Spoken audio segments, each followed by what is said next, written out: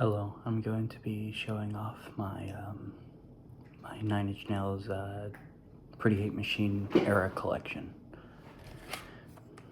So here's the first one, down in it. This one I inherited from my mother. She had this for a while, and she kept all of the albums, but she didn't keep the singles. She just gave them to me. She's not like a big remix fan. And then I have this version, and it has no barcode. The other one does. So this one is a little more rarer than the original. There is one that I want that is that doesn't have a barcode and does have varnish on the back. Then I have the limited UK version. This one I spent much more money than I feel comfortable with. It's usually worth about 60, maybe 70. I spent about 100 and 120. I was, a stupid kid back then. And at the time I couldn't find it on Discogs. The only one I could find was one without a sticker. This one's number 877. And we get on to Pretty Hate Machine. This one is the original US version.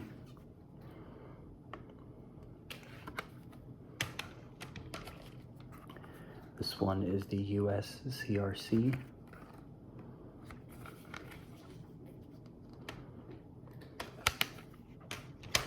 This one is US CRC with the DIDY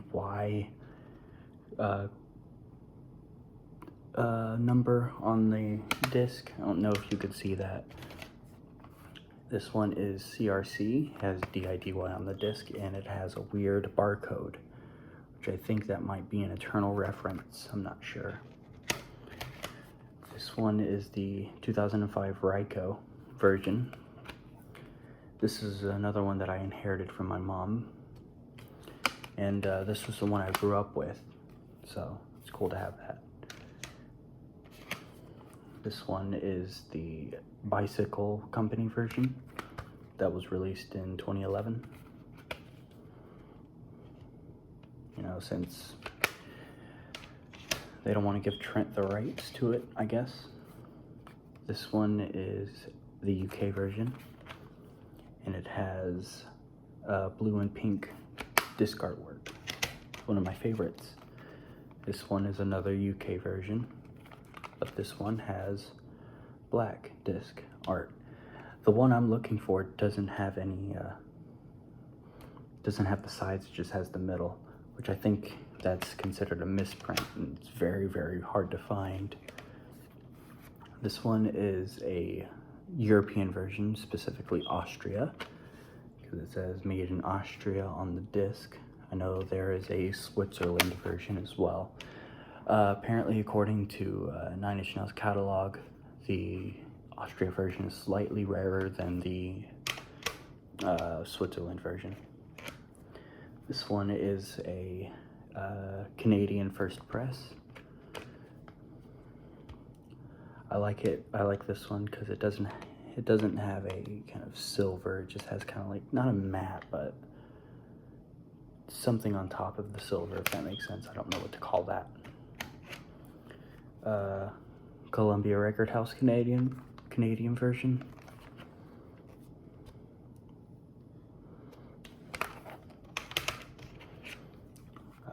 Here is the Nothing Records Canadian version. That was released, I think, in '99. But yeah, it just falls apart and crumbles in my hands. The one I have has the TVT logo on the back, but not on the disc. I know that there's some on there that have, TVT logo on the disc, not on the back, and, one that has TVT logos everywhere. This one is the Australian second press, I think.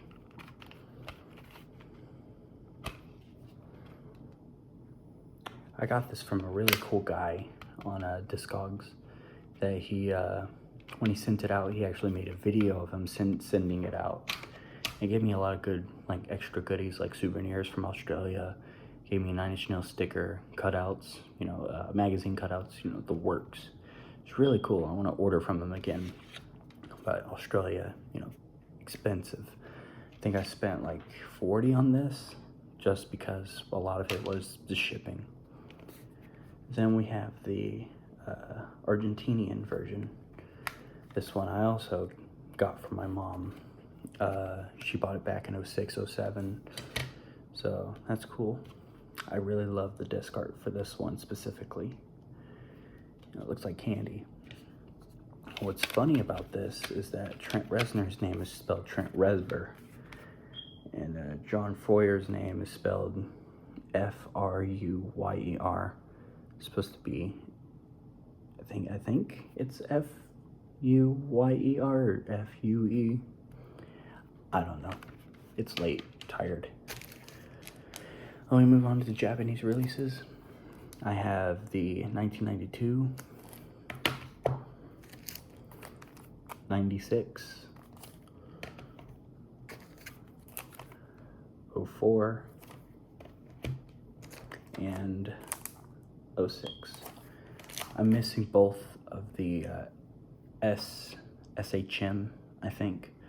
Their SHM CDs in general are just super hard to find. It's crazy. And apparently they sound better.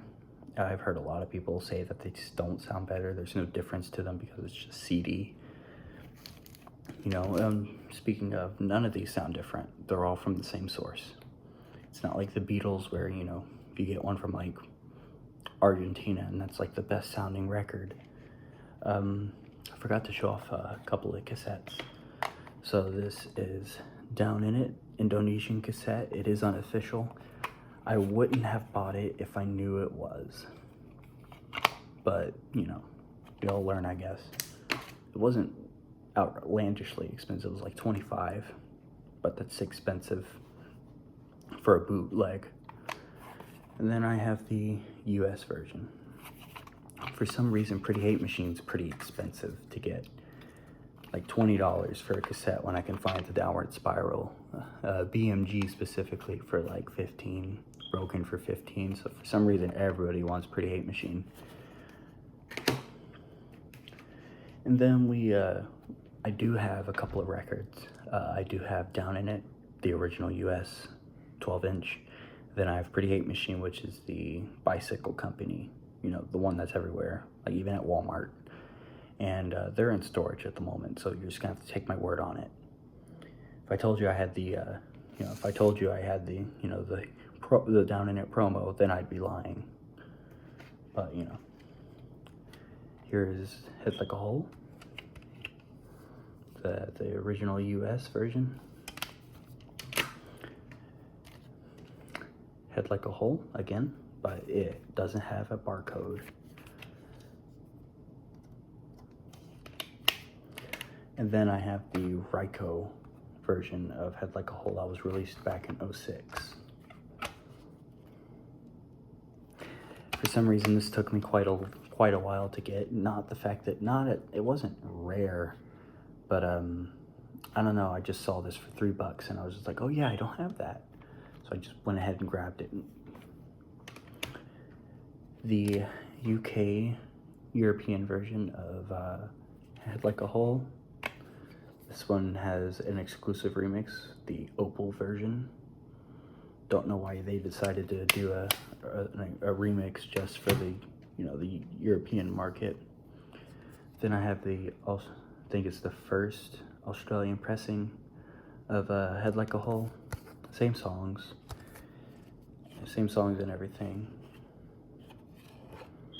But, you know, I really like some of the UK or European kind of single reflectiveness, but yeah, that's what the disc looks like.